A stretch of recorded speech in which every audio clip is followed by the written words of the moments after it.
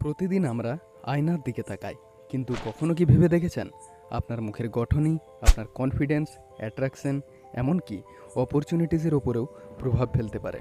যদি মুখটাকে আপনি 3 ভাগে ভাগ করেন, তাহলেই বুঝতে পারবেন যে কিভাবে ফেসিয়াল থার্ডস আপনার বিউটি আর ব্যালেন্সকে ডিফাইন করে। What is facial thirds?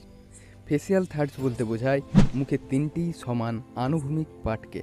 এই 3টি পার্ট হলো আপার থার্ড, ফোরহেড থেকে আইব্রো পর্যন্ত; মিডল থার্ড, আইব্রো থেকে নাকের নিচ পর্যন্ত; লোয়ার থার্ড, নাকের নিচ থেকে চিন পর্যন্ত। যদি এই 3টি অংশ প্রায় সমান হয়, তাহলেই এটিকে বলা হয় হারমোনিয়াস ফেসিয়াল স্ট্রাকচার, মানে চোখে পড়ার মতো একটা প্রাকৃতিক সৌন্দর্য। Why it matters?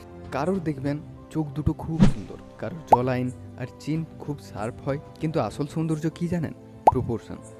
আপনি যদি নিজের মুখের সিমেট্রি বুঝতে পারেন, তাহলে নিজের পার্সোনালিটি আর ফেসিয়াল স্ট্রাকচার দুটোই ইমপ্রুভ করতে পারবেন। আর এটা কোনো প্লাস্টিক বিউটি নয়, এটা সায়েন্টিফিক সেলফ এনহ্যান্সমেন্ট।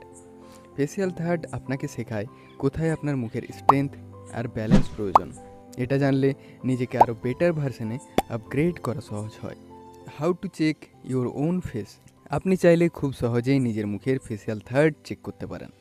ক্যামেরা দিয়ে একটা সোজা ছবি তুলুন, তারপর ছবিতে 3টি দাগ কেটে দেখুন আপনার আপার, মিডিল আর লোয়ার থার্ড সমান কিনা।